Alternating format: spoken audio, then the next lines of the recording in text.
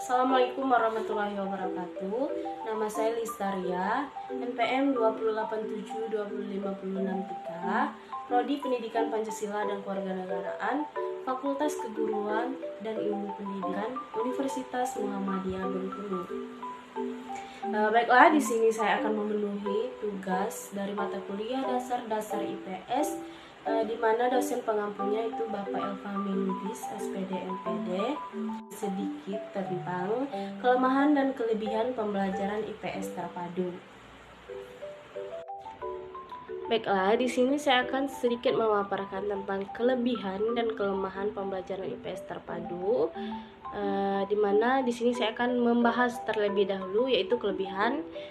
Yang pertama itu kelebihan pembelajaran IPS terpadu itu ada pengalaman dan kegiatan belajar akan selalu relevan dengan tingkat perkembangan siswa.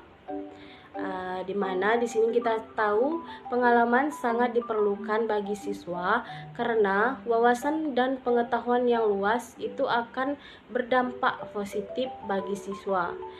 Karena anak tidak akan mungkin mendapat pelajaran yang selalu monoton atau yang pembelajaran yang itu-itu saja.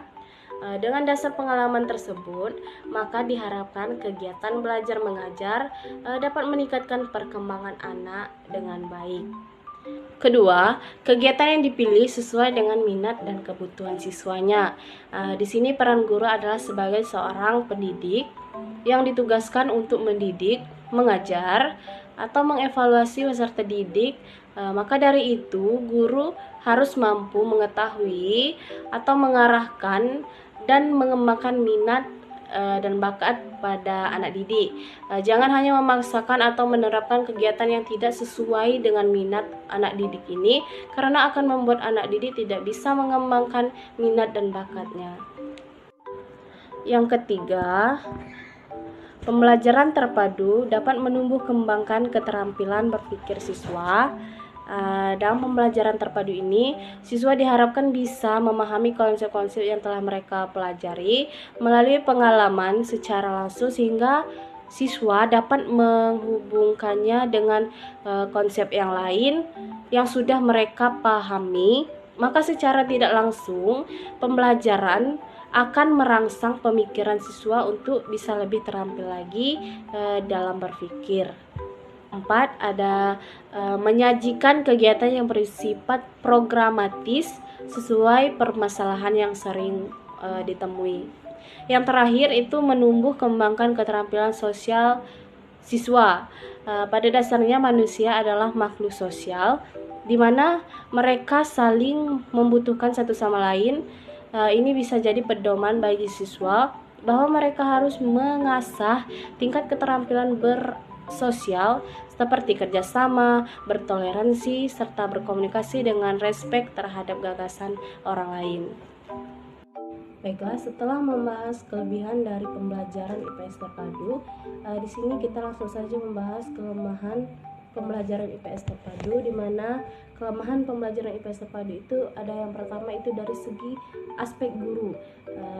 Di sini guru dituntut untuk memiliki pengetahuan yang lebih luas atau berwawasan yang luas, berkreativitas yang tinggi, memiliki keterampilan metodologik yang handal, dan memiliki kepercayaan diri serta harus memiliki etos akademik yang tinggi dan berani untuk mengemas dan mengembangkan materi secara luas dan terintegrasi.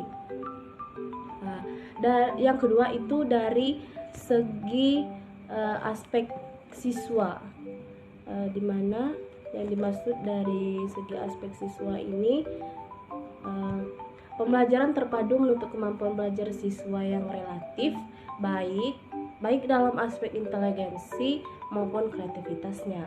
Yang ketiga itu ada aspek dari sarana atau sumber pembelajaran, di mana yang dimaksud dari aspek sarana dan sumber pembelajaran ini harus memerlukan bahan atau sumber informasi yang cukup banyak dan berguna untuk menunjang dan memperkaya serta mengembangkan wawasan dan pengetahuan yang diperlukan. Selanjutnya ada aspek kurikulum, di mana aspek kurikulum ini pembelajaran terpadu itu memerlukan jenis kurikulum yang terbuka untuk pengembangannya. Yang terakhir ada aspek sistem penilaian dan pengukurannya, di mana pembelajaran terpadu tersebut membutuhkan sistem penilaian dan pengukuran yang terpadu, dalam arti sistem yang berusaha menetapkan keberhasilan belajar siswa dilihat dari beberapa mata pelajaran yang terkait. Atau dengan kata lain, hasil belajar merupakan kumpulan dan panduan penguasaan dari berbagai materi yang disatukan dan digunakan. Nah, mungkin hanya itu saja yang bisa saya sampaikan.